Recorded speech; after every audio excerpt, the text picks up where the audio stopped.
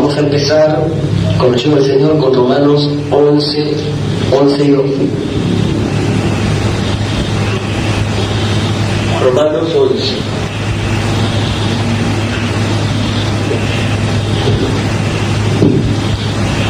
Romanos capítulo 11. Todo este capítulo 11 de Romanos es muy sobresaliente.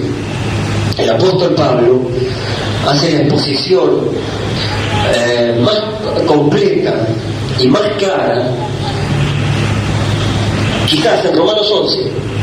En esta exposición que Pablo hace, es la más completa y la más clara sobre todo el tema de Israel. En estos últimos tiempos hemos estado entrando en Ugarteche en una serie sobre el misterio de Israel. O sea, el tema de Israel profético a la luz del mensaje de la oración. Nosotros lo hemos llamado así, el misterio de Israel, así como lo vemos en el gráfico, el águila tomando la estrella David de 6 puntas, el tema de Israel visto desde los ojos del águila a través del mensaje de Malaquías 4 y Apocalipsis 17. Y hemos tenido un tiempo, una serie de varios mensajes sobre Israel, y el Señor nos ha permitido luego ponerlos por escrito en manera de folleto, también para compartirlos con otros hermanos. Y por supuesto, la exposición más brillante que hay, más completa para todo aquel que quiera introducirse en el reloj de Dios en Israel, es Romanos 11. El hermano Nava le va a llamar el misterio del ceguera de Israel, y aquí vamos a tomar unos versículos como para tener y compartir un pensamiento en el día de hoy. Es mucho lo que pudiéramos hablar, decir, pero vamos a ver si el Señor nos alcanza gracia por su Espíritu para de aquí extraer un pensamiento espiritual y de edificación que nos pueda ayudar en esta noche. En Romanos 11, versos 11 y 12, si quieren, le vamos a dar lectura a la palabra de Dios y vamos a hacerlo en el nombre del Señor Jesucristo. ¿Quieren todos? Bien, dice así la palabra de Dios. Versos 11 y 12, dice: digo pues, ¿han tropezado los de Israel para que cayesen? En ninguna manera. Pero por su transgresión vino la salvación a los gentiles para provocarles a celo. Noten, por su transgresión vino la salvación a los gentiles. Verso 12. Y si su transgresión es la riqueza del mundo, pensémoslo, considerémoslo, si la transgresión de Israel, que Israel se ha fallado, que haya rechazado al Mesías Jesús cuando vino en su primera venida, la transgresión de Israel, dice Pablo, es la riqueza del mundo. Y su defección, que ellos hayan fallado a Dios y a los suyos vino y los suyos no le recibieron, y su defección ha venido a ser la riqueza de los gentiles. Pablo nos hace pensar esto, que si su falla, que si su transgresión, que si su defección es la riqueza de los gentiles, ¿cuánto más no será su plena restauración? Si que ellos fallaran, si que ellos rechazaran y transgredieran, vino a ser la riqueza de los gentiles, ¿cuánto más no será la plena restauración de Israel? Verso 15. La expresión aquí es poderosa. Dice, porque si su exclusión es la reconciliación del mundo, quiere decir que si ellos transgredieron, fallaron,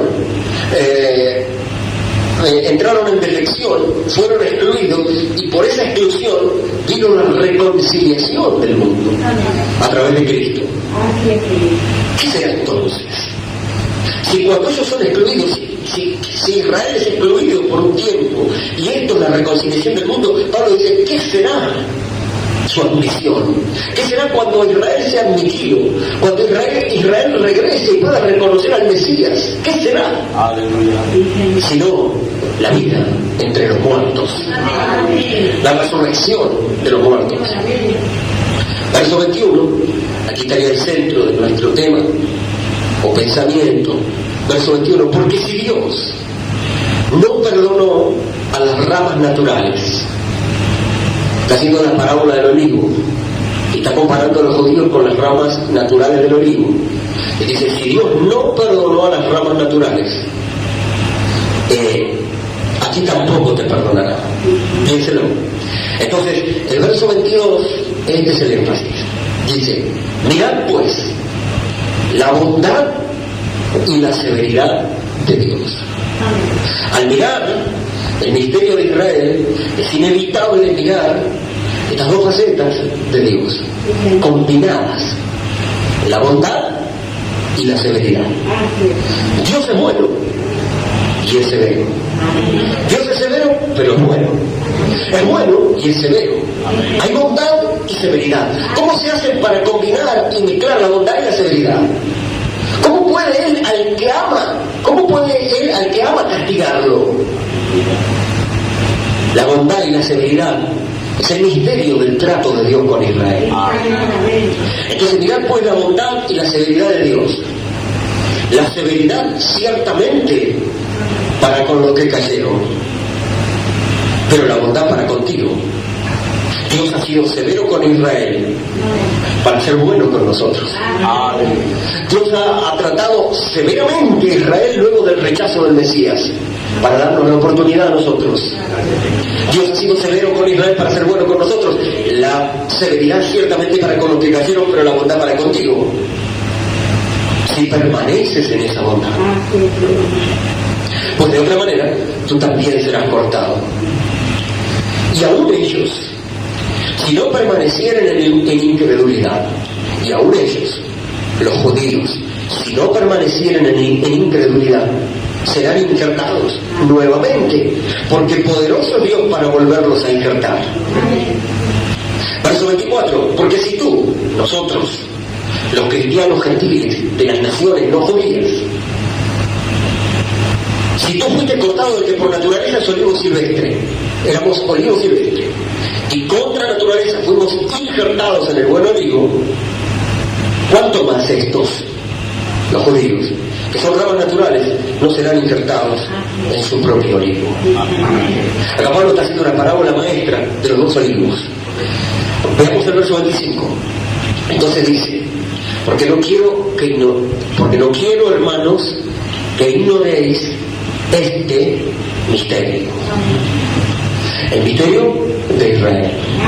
Porque no quiero, hermanos, que ignoréis este misterio. Aquí dentro de este misterio hay una gran trama del trato de Dios con sus dos pueblos, judíos y gentiles.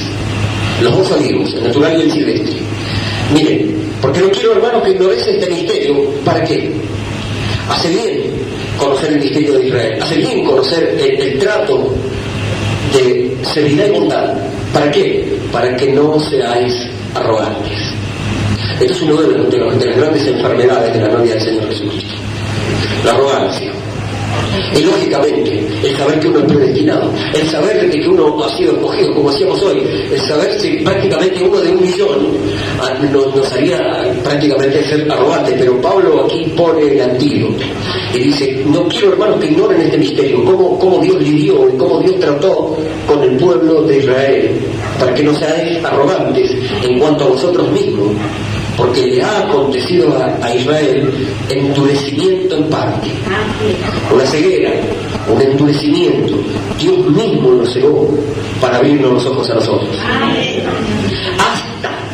Hasta este endurecimiento o esta ceguera es hasta que haya entrado la plenitud de los gentiles, hasta que las 7 edades de la iglesia sean cumplidas, hasta que Dios termine el tiempo de tratar con los gentiles. Entonces el proceso se reinvierte y al final de la edad gentil Dios comienza a cegar a los gentiles para abrir los ojos de Israel.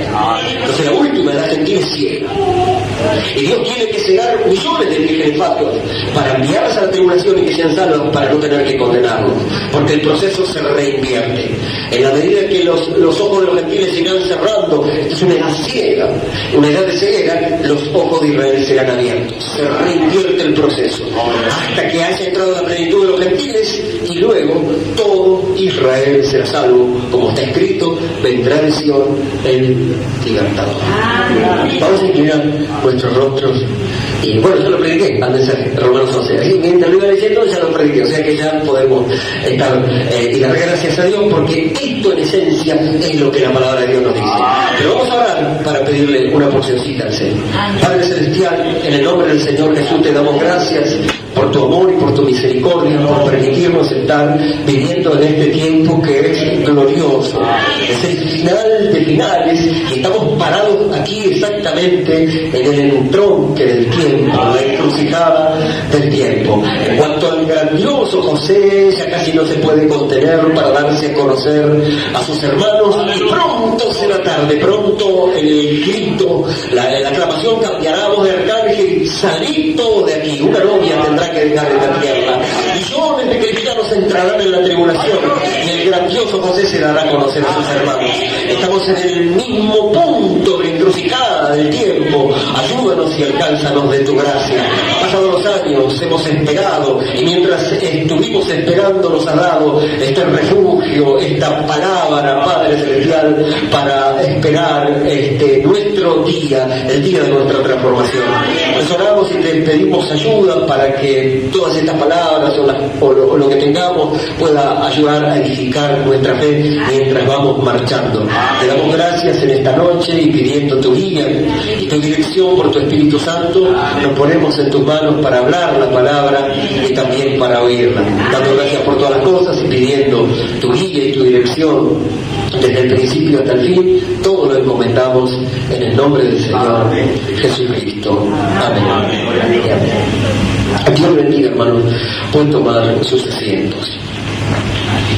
De una u otra manera, en estos últimos tiempos, el Señor nos ha ayudado a entrar en el tema del Israel profético. Israel llamado, dice el hermano Abraham, cualquier estudiante sabe que Israel es el reloj de Dios. Si usted quiere saber la hora que es, tiene que mirar el reloj en lo natural, pero si quiere saber qué hora es hoy en lo espiritual, mire a los judíos, mire a Israel, porque ese es el reloj de Dios. Dios no ha asignado un tiempo específico a los gentiles. Los tiempos y sazones son flexibles y son espirituales. En el mensaje de las 70 semanas de Daniel, el hermano Abraham dice que Israel es el reloj de Dios porque Dios ha asignado un tiempo específico, ni más ni menos, para lidiar con Israel. Desde los tiempos de Daniel en adelante se dicen que 70 semanas de años están determinadas sobre el pueblo de Israel. Ni un día más, ni un día menos. Ni una hora más, ni una hora menos.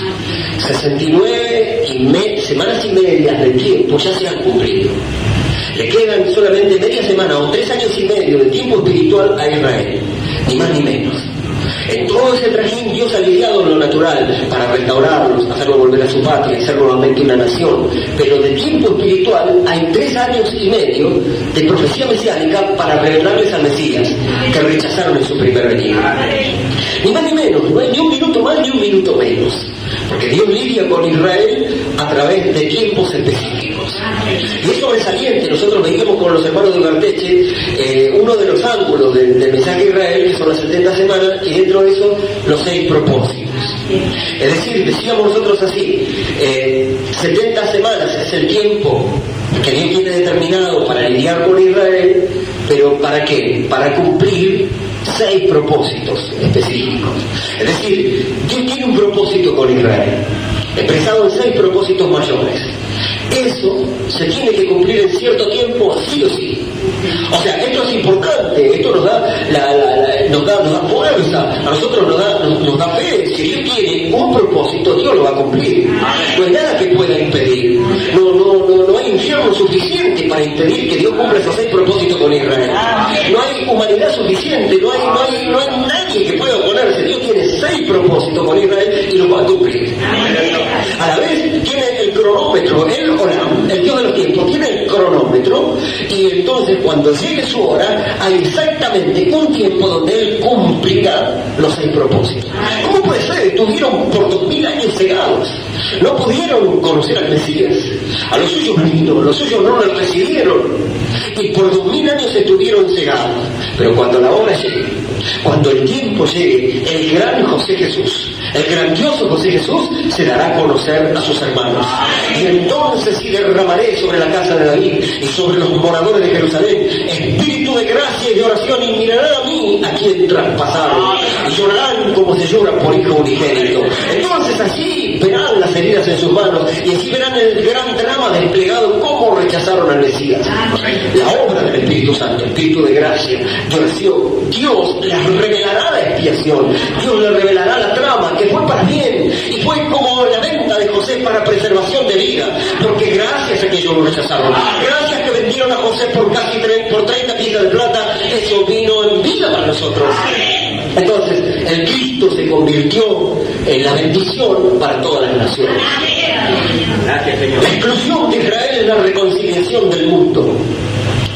La defección de Israel ha sido la riqueza de los gentiles.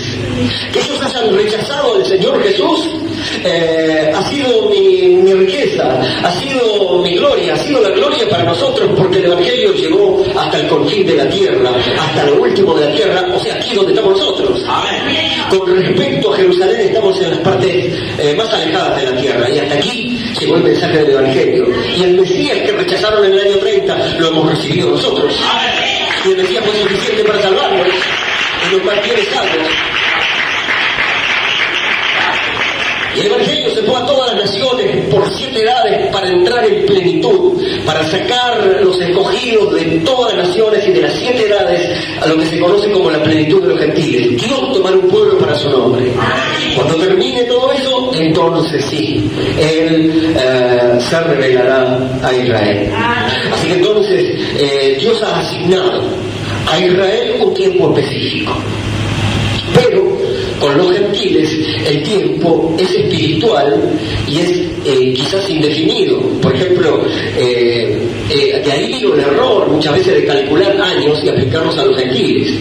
Entonces, en cierta cantidad de años, el año 1974, luego el año 1977, luego el año 84, luego el año 2000, cierta cantidad de años, bueno, el rapto acontecerá. Miren, los hermanos vendían todo en el 77, vendían todos, renunciaban a su trabajo.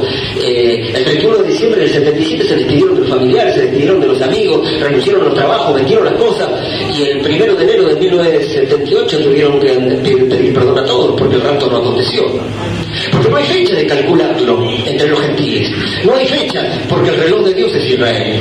Porque Dios trata en tiempo con Israel, pero con los gentiles el tiempo es flexible. Es decir, el tiempo es espiritual, no es cronológico. Si fuera cronológico por razón de tiempo, el rapto, dice ya el hermano Brano en la restauración del árbol novia, ya está pasado. Ya tendría que haber acontecido. Pero ¿por qué no ha acontecido? Porque todavía no están las condiciones dadas. La Biblia dice, gozaos y alegraos, porque han llegado las bodas del Cordero, y su esposa se ha preparado, y a ella se le ha concedido que se vista de lino fino. Entonces, en la tierra no hay cuestión de esperar que llegue el año 2000 para que el rapto acontezca, o el año 77. Es cuestión de que la novia esté preparada, esté aparejada, esté vestida de lino fino. Entonces volará, cuando hasta el último, la pirámide esté completa, la estatura del varón perfecto, cuando todas las condiciones estén dadas, levanta su vuelo.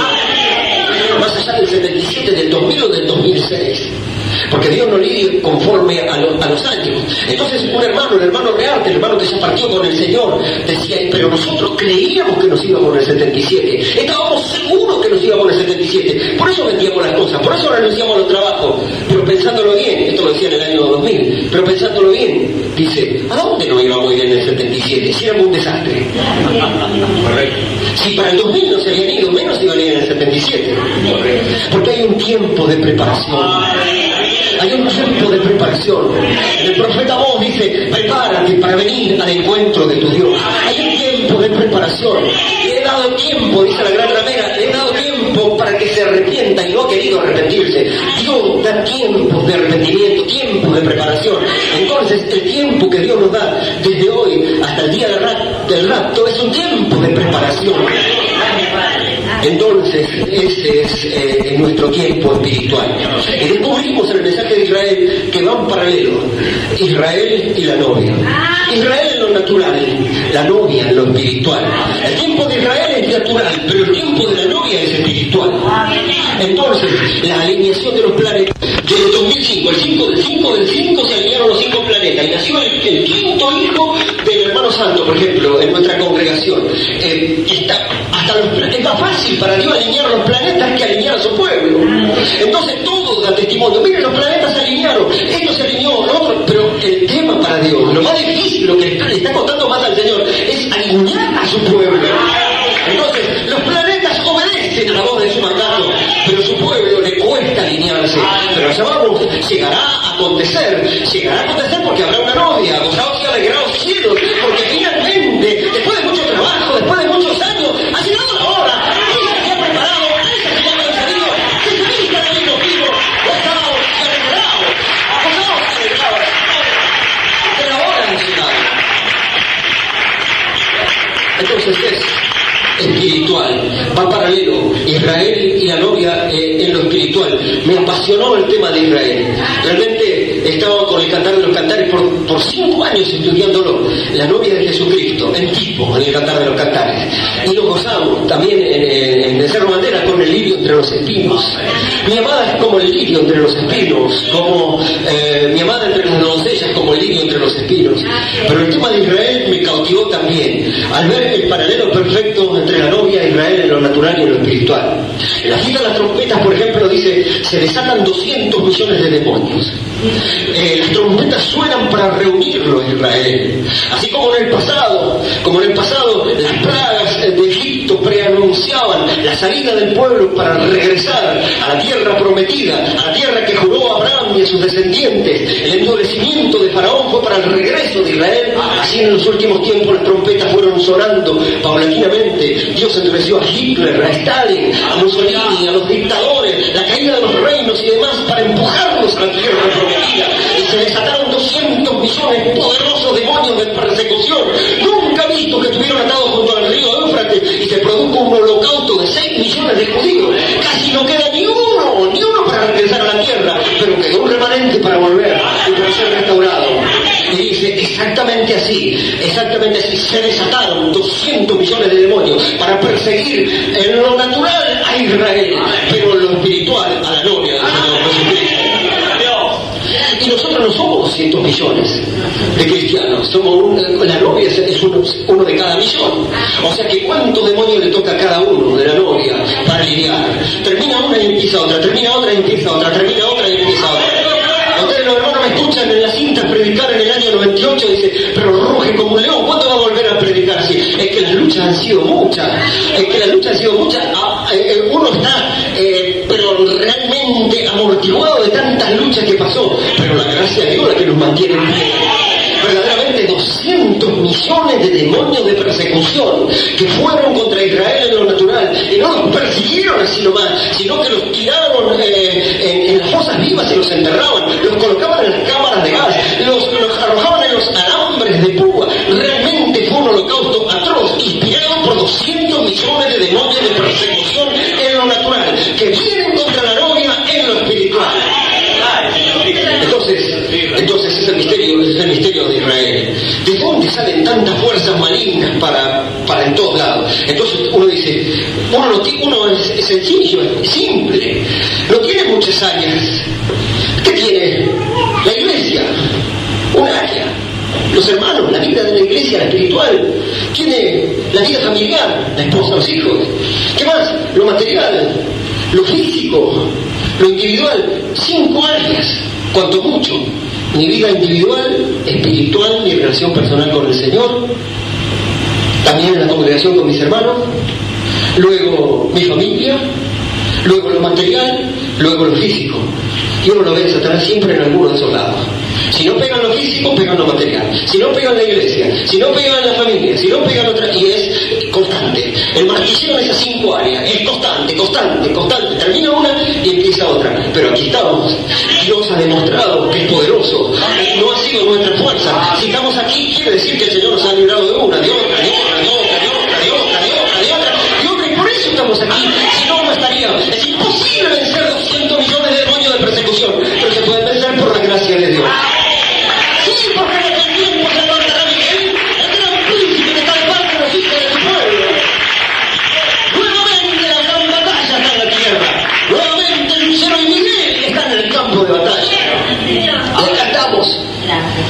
Sí, es el misterio de Israel. Sí, es verdaderamente, como decíamos, al abordar el misterio de Israel, nosotros tenemos que mirarlo con los ojos del águila, pero con el corazón de Cristo. Verdaderamente, es un rudo trato el que Dios ha tenido con el pueblo de Israel. Y hay una mezcla de bondad y severidad.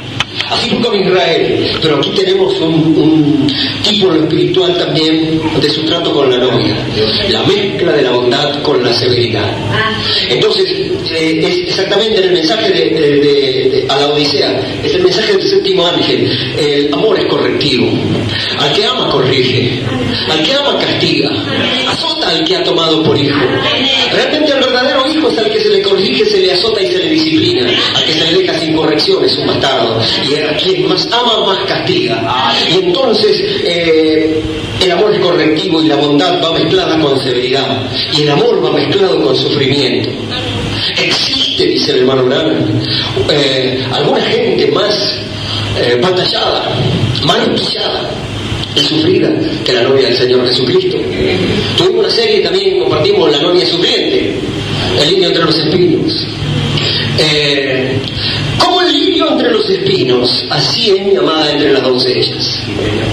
El harén del rey eran, usted sabe, 60 reinas, 80 las concubinas, las doncellas sin número, más una es la paloma mía, pero como un lirio entre los espinos. Las mismas reinas, las mismas doncellas cumplían la función de espino contra la sulamita, la amada mía. Quiere decir que aún dentro del mismo religioso, del reino religioso, las persecuciones de las reinas, iglesias poderosas, grandes reinas, concubinas, iglesias tremendas, pero hacen las veces de espinos ante la pequeña tsunamita, ante la pequeña novia del Señor Jesucristo. No es fácil, es una novia sufriente. El candelero de oro martillado es una figura de la novia, es una figura de la iglesia. Es de oro y es martillado. Hay alguna gente, edad de la iglesia, dice, más martillada que la novia del Señor Jesucristo de Dios. No, el ave de muchos colores. Dice, todas las aves de la bandada están en contra de ella. Entonces, muchas veces no es fácil. Hay una mezcla de bondad y severidad. El trato de Dios con Israel. Entonces, Israel, como decíamos, ¿qué podemos decir de Israel? Todos los sufrimientos que ha pasado el pueblo de Israel a través de los años, su diáspora, su dispersión, sus persecuciones, los pogroms, las matanzas sistemáticas en Rusia, todas las persecuciones, la discriminación, hasta llegar a la solución final del Holocausto. ¿Qué es la solución final para Himmler, Eichmann y Hitler? La solución final era eliminarlos. Eliminar a Israel era eliminar la palabra de Dios. El texto que leímos hoy decía, el hermano Branham, parafraseando Jeremías, dice, te olvidarás de Israel, y así ha dicho Jehová, que da sol para la luz del día, las leyes de la luna y las estrellas para la luz de la noche, que divide el mar. Si faltaran estas leyes delante de mí, dice el Señor, faltará también la descendencia de Israel para no ser una nación. Entonces dice, si llegara a faltar el sol y la luna, eso sería señal de que faltaría Israel también para no ser una nación delante de mí. Mientras el sol y la luna estén, Israel estará delante de mí. Pero podría haber leído eso Hitler, Stalin, o Eichmann, o Mussolini, o todos los que planearon la solución final. Eliminar del mapa directamente, como dijo Nasser, los borraremos del mapa, los arrojaremos al mar. Y Dios había dicho, bendito los que te bendijeren y maldito los que te maldijeren. No ha sido entendido el trato de Dios con Israel. Entonces Israel por momentos es la higuera maldita que se seca. La higuera que rechaza al Mesías. Cuando el Mesías viene no encuentra fruto. Y entonces la maldice y ninguno coma fruto de ti. Parecía irónico que el Señor hablara y maldijera a una higuera, pero el símbolo, cualquiera sabe, dice el hermano Branham, que la higuera representa a Israel. Entonces la higuera no tuvo fruto al tiempo de la venida del Mesías. Entonces fue maldita y se secó. Dios se reserva el derecho de castigar a Israel. Pero ¡ay!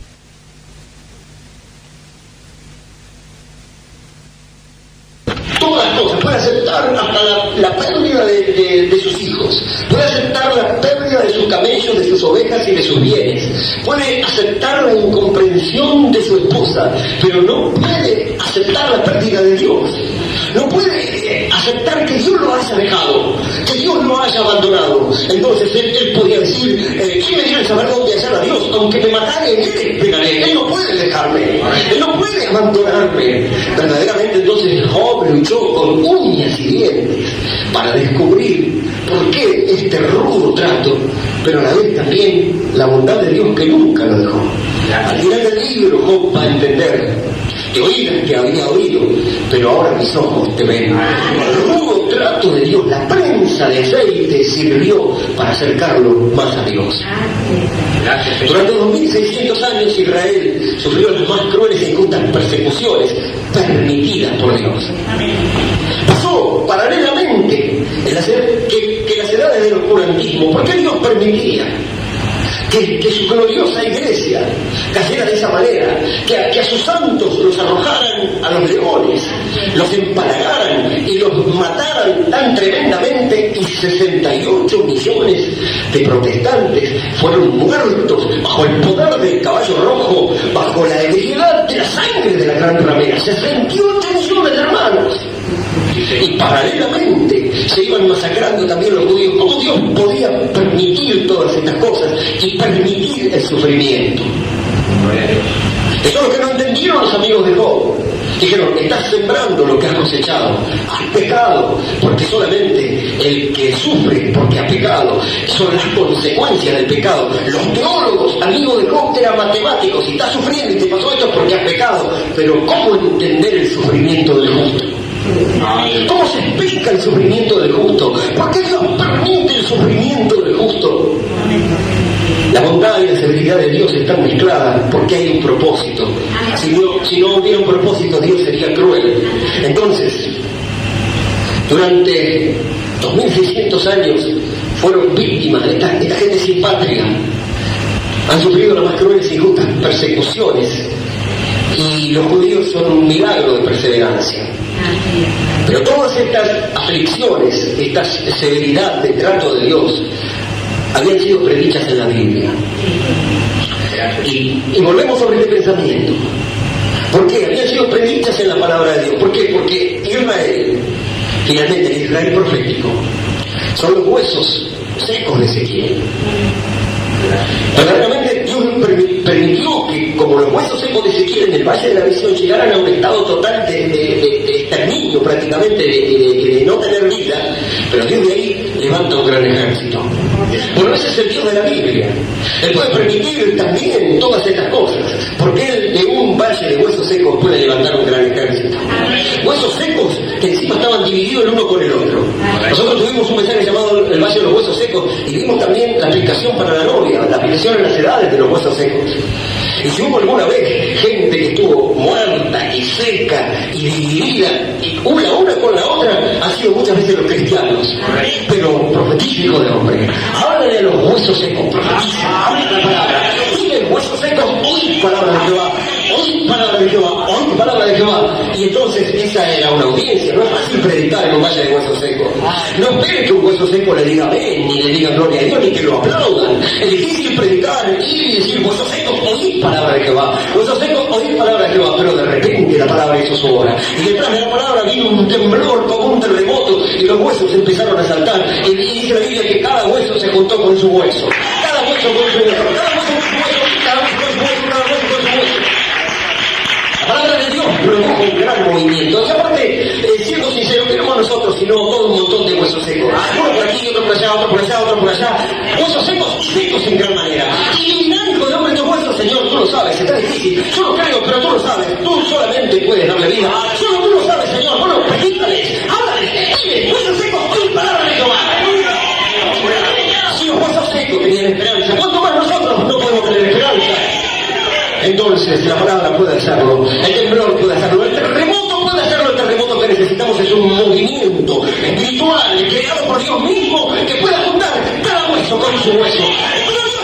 Con cuerpo del Señor Jesucristo.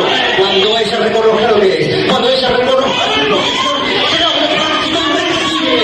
Satanás estará sin poder contra ella. Ejército invencible. Un ejército invencible.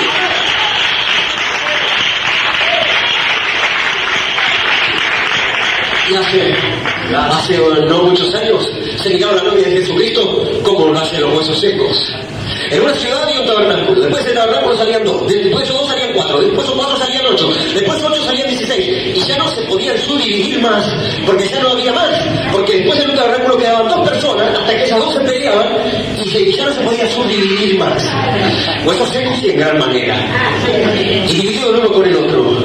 Pero Dios hará algo indudablemente, porque de ese valle de la visión, Él va a levantar un gran ejército. Él va a levantar un ejército grande y poderoso en gran manera. Ahora he hablado, está escrito, ese será un ejército invencible. Entonces, Israel son los huesos secos, en lo natural. 6 millones colocados en las cámaras de gas, en los campos de concentración y masacrados. ¿Qué podía imaginar que él podía levantar una nación con los sobrevivientes de eso? Los sobrevivientes quedaron sin un centavo porque los saquearon. Gente pobre, ancianos, niños, lisiados, gente desarraigada, de 70 naciones distintas, con idiomas distintos. Vinieron los migrantes de Israel en 1948 para hacer una nación. Hablaban idiomas distintos, venían de culturas distintas. Era difícil, era imposible, tenía que ser un milagro, pero un milagro que Dios había prometido. Y de esos huesos secos, de esos sobrevivientes, de ese remanente, Dios ha levantado un gran ejército. Una pequeña nación, poderosa hoy, hackeada por todos, pero ahí está parada. Todas las naciones están contra ella, todos los árabes los vamos a tirar al mar, los vamos a liquidar. Se aliaron todos los árabes y no se sabe cómo Israel prevalece. No se sabe cómo Israel prevalece. Y la guerra de la independencia, y la guerra del 48, la guerra del 52, la guerra de los 6 días, la guerra del Yom Kippur, y todavía están, no los pudieron tirar al mar. Y no los podrán tirar porque todavía está el sol, todavía está la luna. Israel está en oposición delante de la presencia de Dios.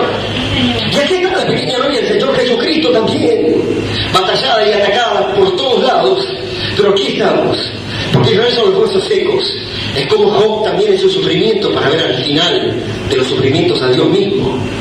Israel es el eterno hijo pródigo, siempre regresando.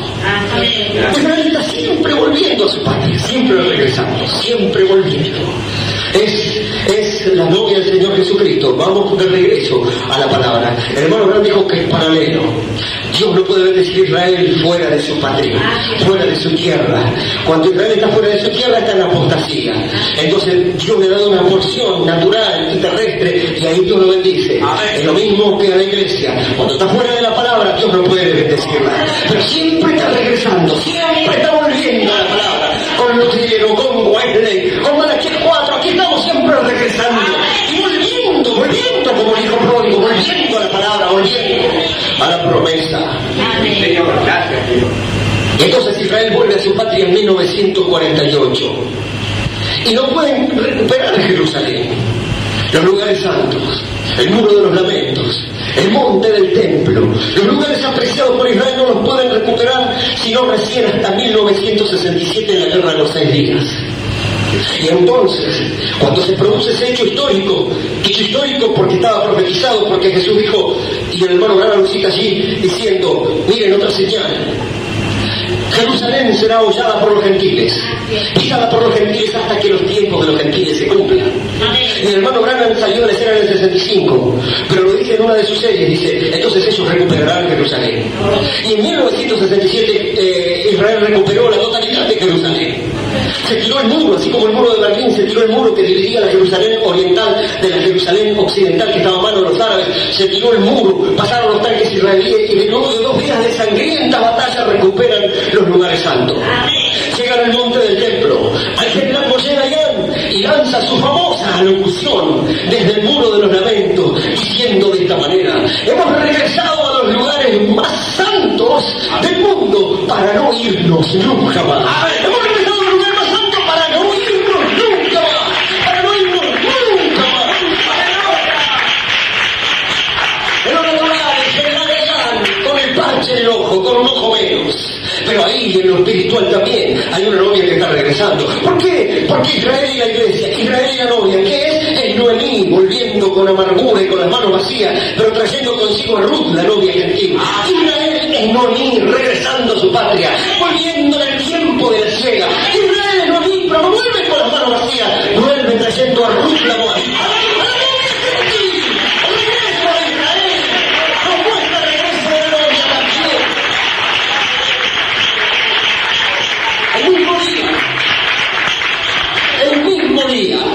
La misma noche que Israel se convirtió en una nación, 7 de mayo de 1946, cuando la bandera más antigua del mundo, la estrella de David, comenzó a ondear sobre el territorio de Israel, esa misma noche el ángel del Señor entró en la cueva de Mispi y me envió al campo, porque todo está conectado. El Noemí y Ruth.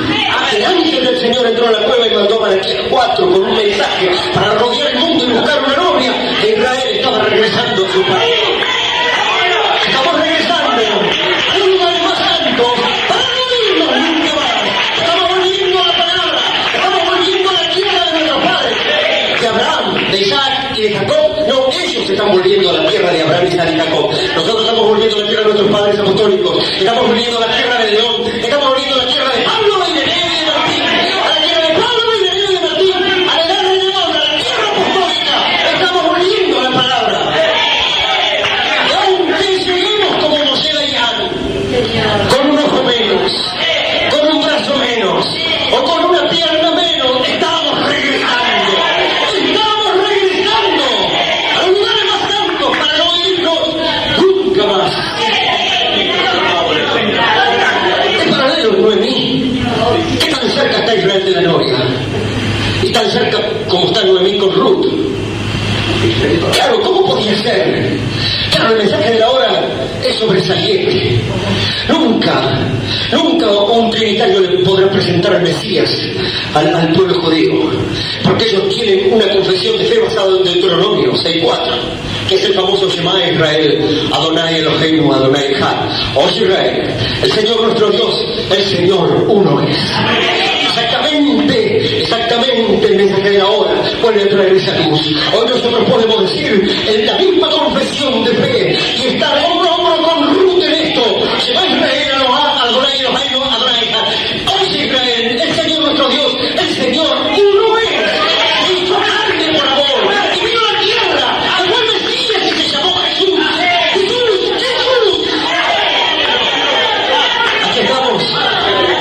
Aquí estamos entonces, en el final de la historia. Aquí estamos tan cerca de Noemí como Ruth. Sí, la higuera maldita, pero que al final rebrota. La higuera maldita que al final rebrota, y cuando vean a la higuera reverdecer, sepan que el tiempo está cerca, que el tiempo está a la mano.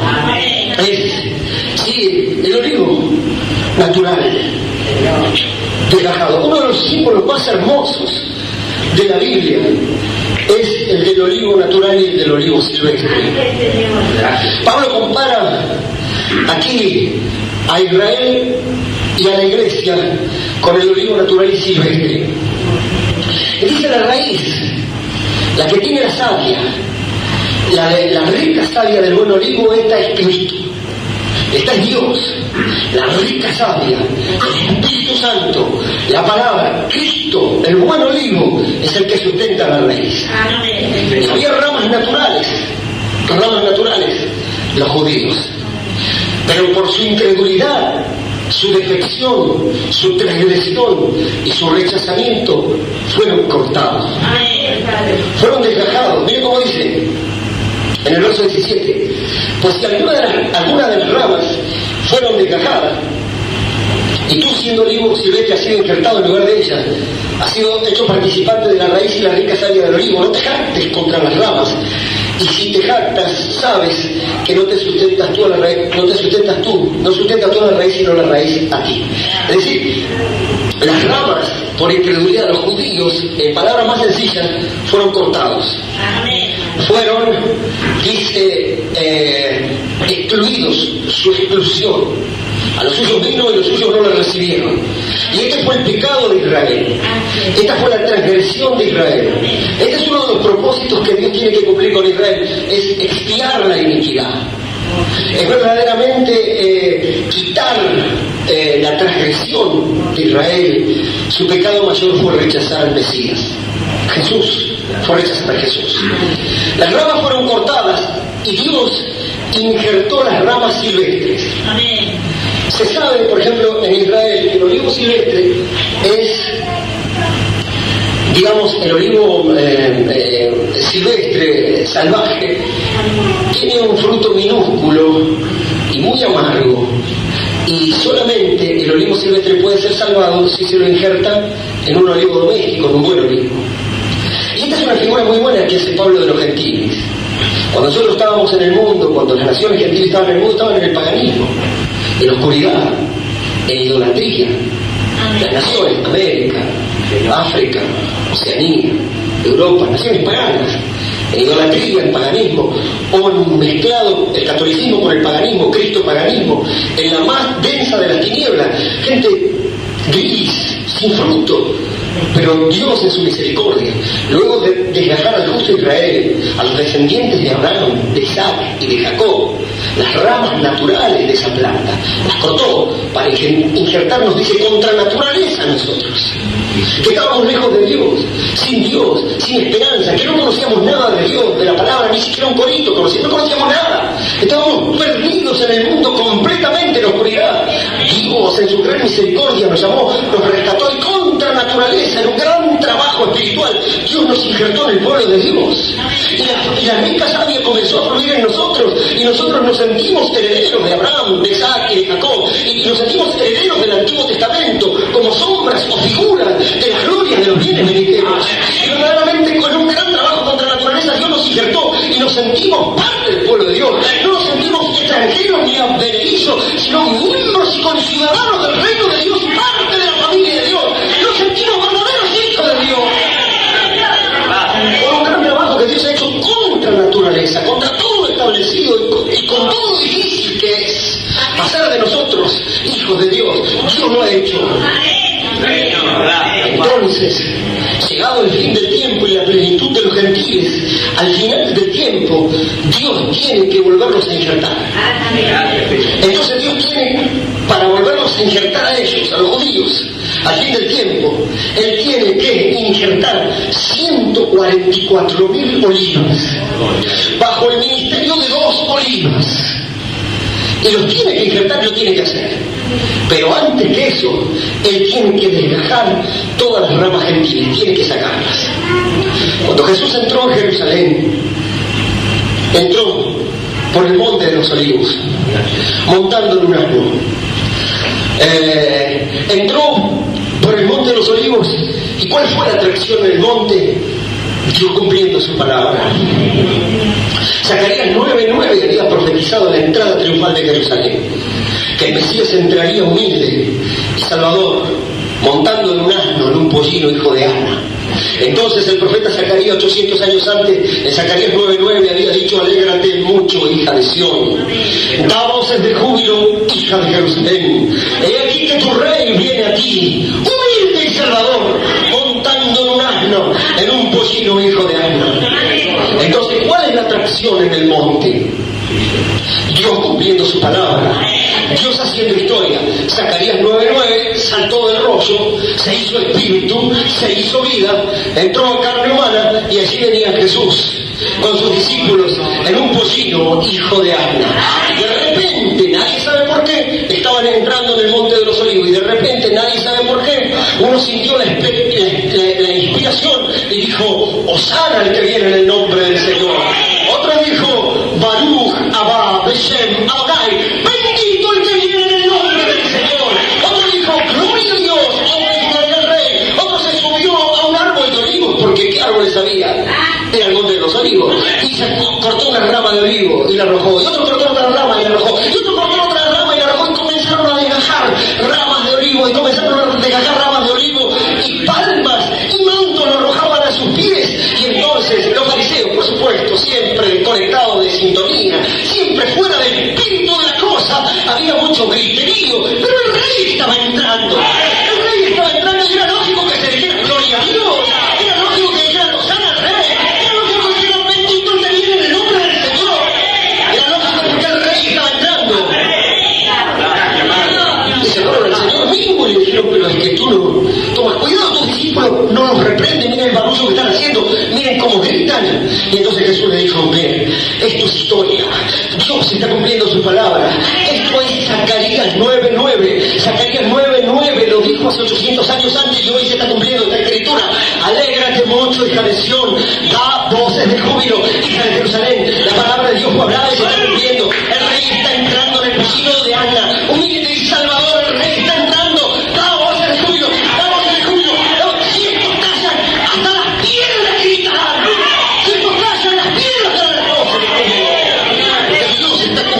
su palabra. Y el campo quedó regado. La entrada del monte de los olivos quedó regada de ramas de olivo desgajadas. Era una figura profética. Y cuando Jesús vio las ramas de los olivos tiradas por todos lados, él vio los hijos de Israel. Y él se detuvo en el pollino frente a Jerusalén y lloró. Y dijo: Jerusalén, Jerusalén, que matas a los profetas y apedreas a los que te son enviados. ¿Cuántas veces quise juntarte como la gallina junta a sus polluelos, pero no quisiste? ¿Qué cosa Dios quiso, pero tú no quisiste? Y yo pienso, ¿cuántas veces Dios habrá querido cosas con nosotros y nosotros no hemos querido? Dios muchas veces quiere hacer algo con su pueblo y su pueblo no quiere. ¿Cuántas veces quise, pero no quisiste? ¿Cuántas veces quise juntarte, pero no quisiste? Y entonces, he aquí vuestra casa os será dejada desierta. Y aquí vienen días cuando vuestra casa será dejada desierta y no me volverás a ver. Jerusalén, hasta que llegue el tiempo que digas: bendito el que viene en el nombre del Señor. Entonces las ramas de olivo fueron desgajadas. Ellos dijeron: crucifícale, crucifícale, que su sangre sea sobre nosotros. Y entonces las ramas de olivo fueron todas desgajadas como los árboles de olivo en la entrada de Jerusalén. Y luego en el año 70 vino Tito, el general romano, puso sitio a Jerusalén, y antes de incendiar Jerusalén y destruir el templo, dice la historia de Josefo en sus escritos que hizo talar todos los árboles del monte de los olivos, el desgajamiento de los olivos. ¿Para qué? Para que nosotros pudiéramos ser injertados, para que nosotros estuviéramos aquí hoy sentados diciendo gloria a Dios, para que dijéramos alabanzas, para que íbamos a ver su palabra, fuimos injertados porque se fueron dejados. Pero no nos jactamos, porque esta enseñanza es para que no nos seamos arrogantes ni nos jactemos, porque Él también podrá desgajarnos a nosotros. Porque la hora está llegando. Estamos en el final de finales, cuando dice: no quiero que ignoren este misterio, con esto terminamos. No quiero que ignoren esto. Le pasó esto a Israel porque era un plan de Dios. Lo cegó para nuestro bien, para que el Evangelio fuera a todas las naciones, para que de todas las naciones de los 5 continentes y de las 7 edades Él sacara un pueblo para su nombre. Esto es llamado la plenitud de los gentiles, las 7 edades de la iglesia. Terminado ese periodo de tiempo, Él se vuelve Israel. El proceso se invierte. Dios nos cegó a ellos para tener misericordia de nosotros.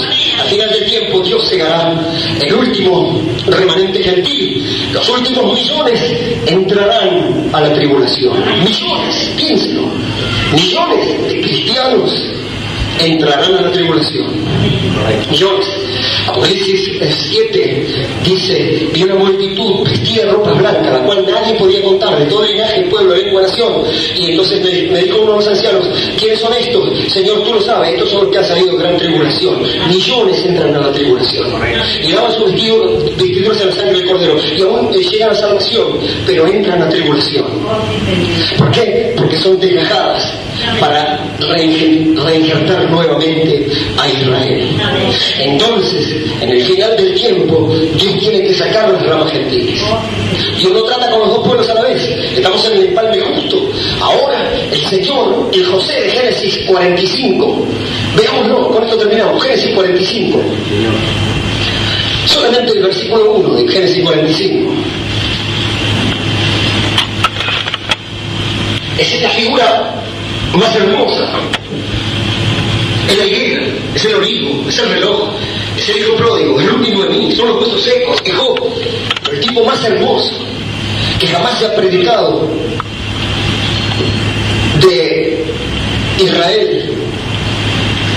Y Jesús es José y sus hermanos.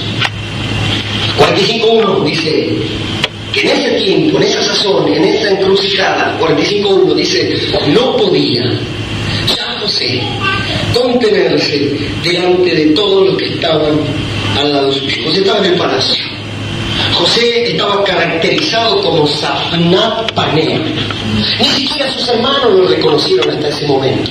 estaba vestido a la manera egipcia, hablaba como egipcio, tenía otro nombre, Safnat Panea, que quiere decir el que revela los misterios. Es justo José Jesús en el último tiempo, en la última obra que prometió realizar según Apocalipsis 17, que el tiempo no sería más, que es el final, que el juez con la cabecita blanca levantó su mano y juró que el tiempo no sería más, que se ha acabado para los gentiles, pero que solo hay un suplementario.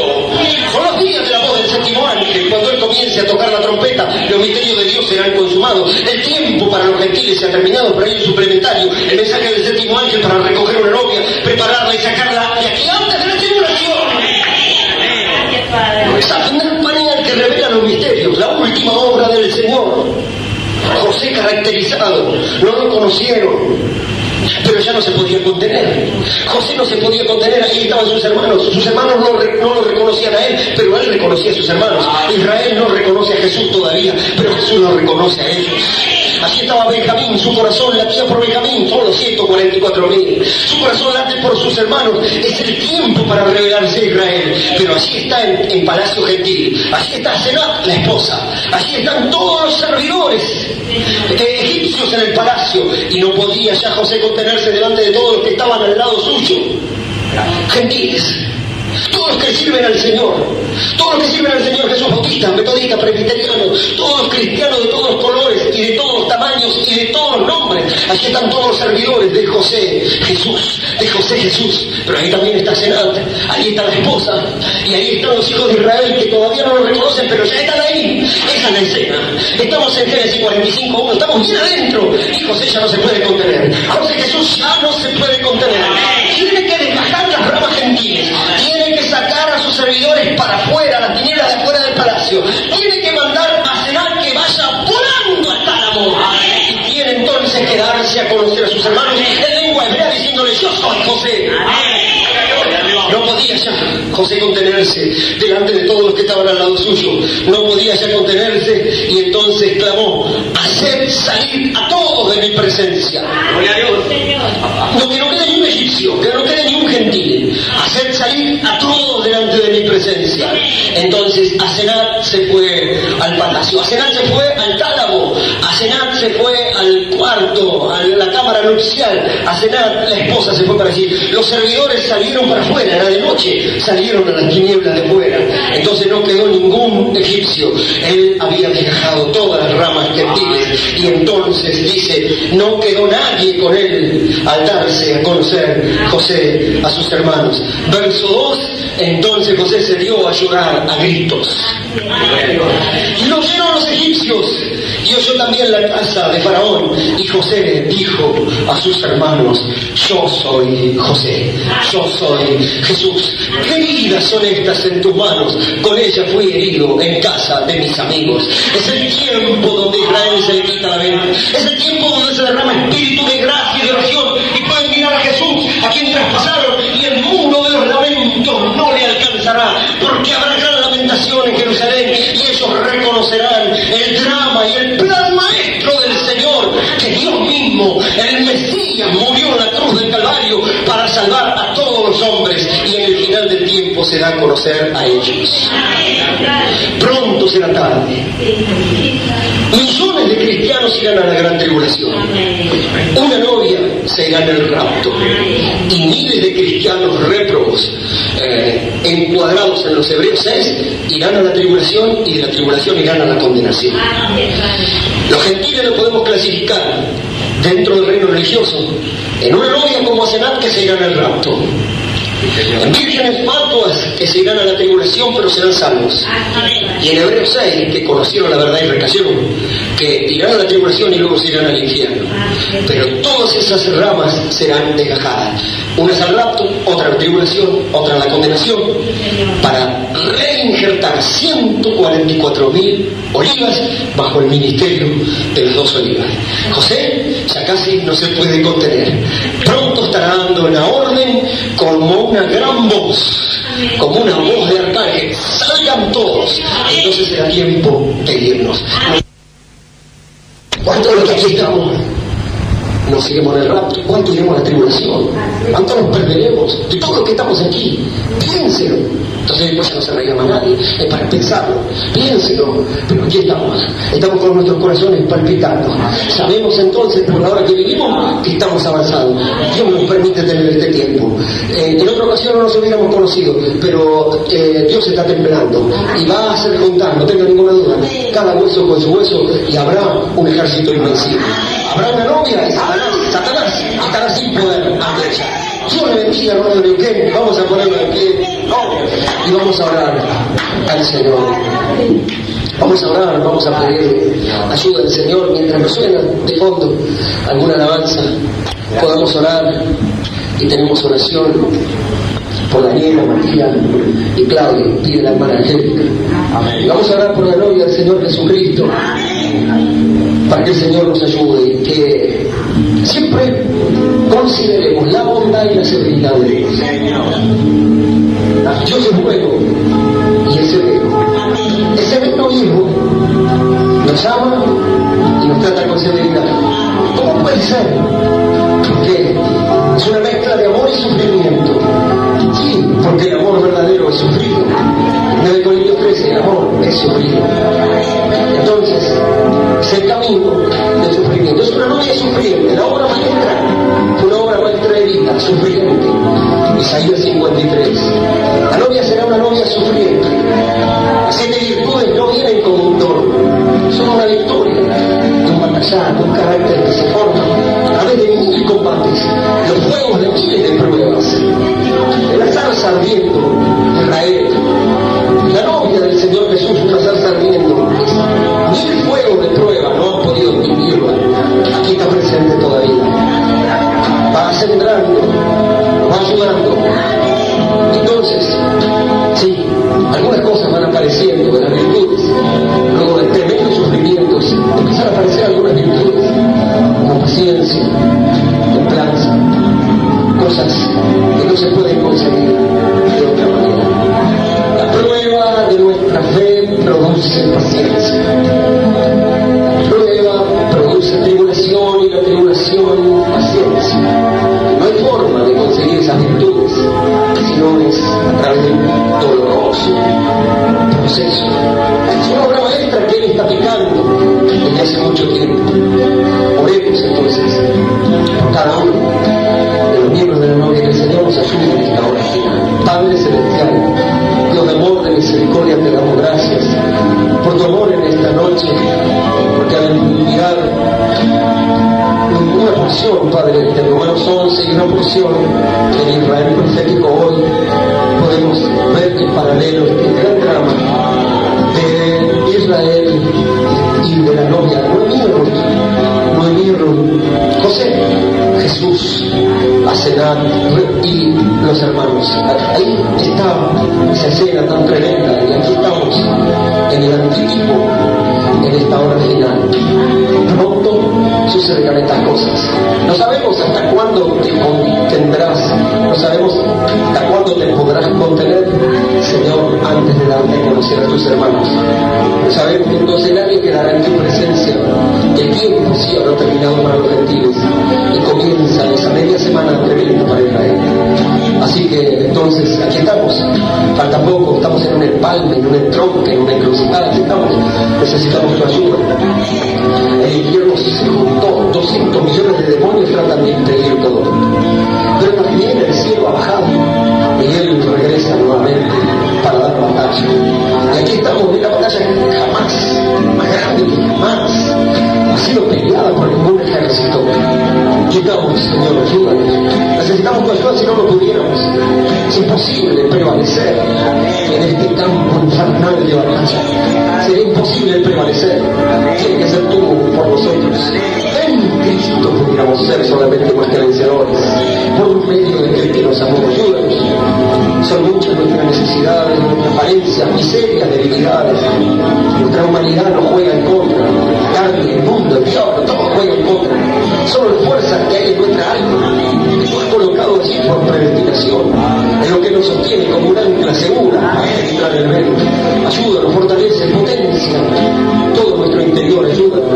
Damos gracias por este tiempo que podemos compartir con nuestros hermanos. alentarnos unos a otros con estas palabras, para alentarnos, para ayudarnos, mientras vamos caminando en nuestras promesas. Oramos y te pedimos por la salud espiritual de la gloria del Señor Jesús alrededor de la tierra. Pronto las ramas silvestres serán desgajadas nuevamente. Pronto habrá millones que entrarán en la tribulación, pero habrá una novia que se va al rapto. Nosotros queremos ser parte de esa novia, queremos ser parte de esa asedad que vuela hacia el cálamo. Ayúdanos y alcance tu gracia. Te pedimos que bendigas a cada hermano, cada hermana, cada anciano, niño, joven. Padre, te pedimos por esta petición, Señor Dios, por esta petición que está colocada sobre el púlpito, Daniela, Matías y Claudio, que tú puedas colocar tu mano, tu obra, la influencia de tu Espíritu Santo venga sobre ellos, y les alcance gracia. Oramos para que puedas conceder la petición de nuestra hermana, la gloria de tu nombre.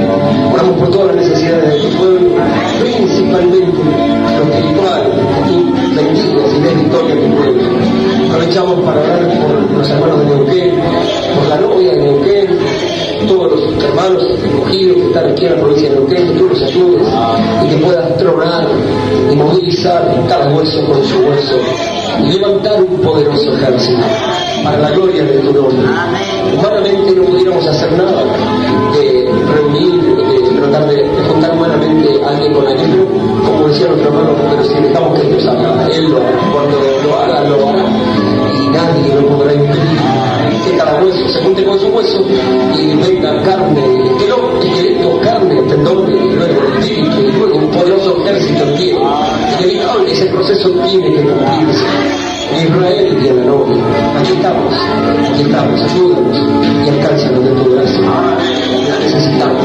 Te pedimos perdón por nuestras fallas, nuestros pecados, nuestras insuficiencias, y te pedimos una renovación, una nueva unción para continuar la batalla. Está difícil por momentos, pero ayúdanos. Ayuda a cada hermano que está pasando por dificultades, cada hermana, a tus siervos, a los obreros, a los que sirven. Ayuda a la familia de cada uno, Señor Dios. Todo el bombardeo del infierno apunta siempre a destruir esas áreas, pero tú ayuda, alcanza gracia. Pedimos tu misericordia, Padre, lo pedimos en el nombre de Jesús. Pedimos que bendigas con tu hermano Calderón, el tabernáculo en este lugar, en este altar, y colmes de bendiciones y los ayudes, Señor, en este tramo, juntamente con nuestro hermano de Cerro Bandera y el resto de los hermanos. Dase gracia y dando gracias por esta oportunidad que nos concedes de tener este tiempo y de poder conocer nuevos hermanos. Entregamos esta parte del servicio y lo hacemos en el nombre del Señor Jesucristo.